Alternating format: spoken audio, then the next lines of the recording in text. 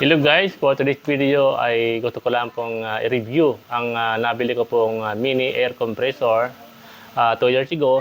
At ito po ang karton niya nga guys. Ang brand niya po ay Inco brand. So meron na po siyang kasamang bag, yan po. Then ito na po yung yung mini air compressor. So ito po ay tumitimbang ng 2 and 3/4 kilos.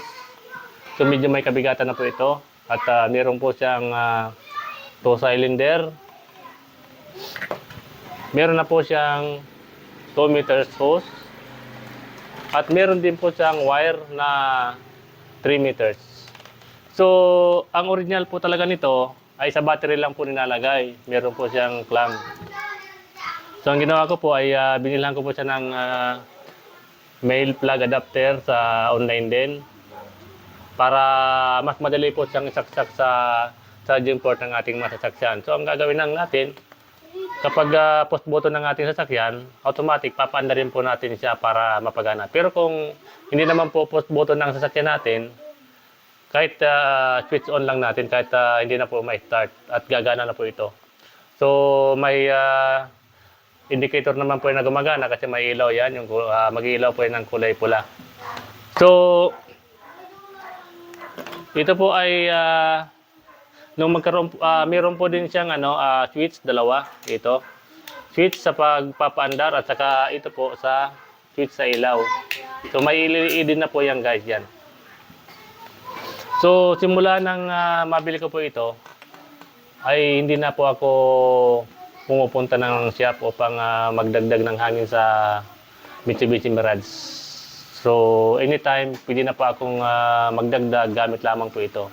So nakalimutan ko na po yung shop guys para magpahangin.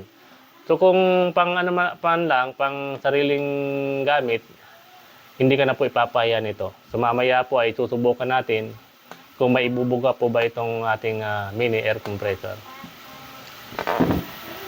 Siyempre, kailangan naka-on or umaandar po ang sasakyan para siguradong gagana po ang ating tire inflator. Ayan po, nag-iilaw na siya.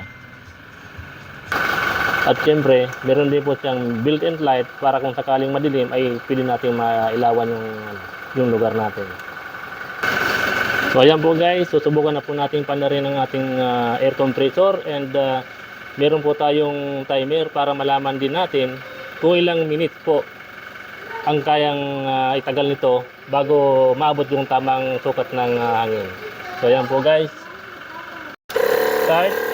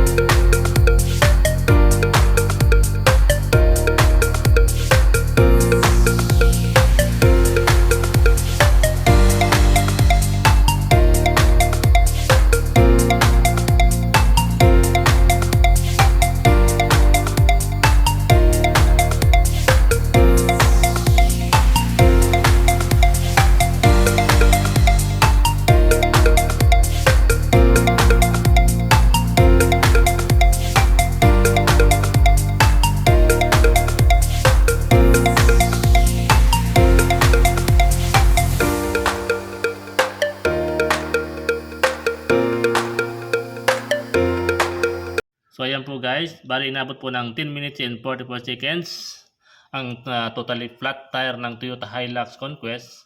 At medyo may kalakihan din po ang sukat ng gulong nito na 265 by 60 by rim 18. So kung mag-add lang po tayo ng hangin, ay hindi naman po yan aabutin ng ganung katagal guys. So sa mga taga-subaybay natin dyan, please like and subscribe my YouTube channel. Thanks for watching guys and God bless.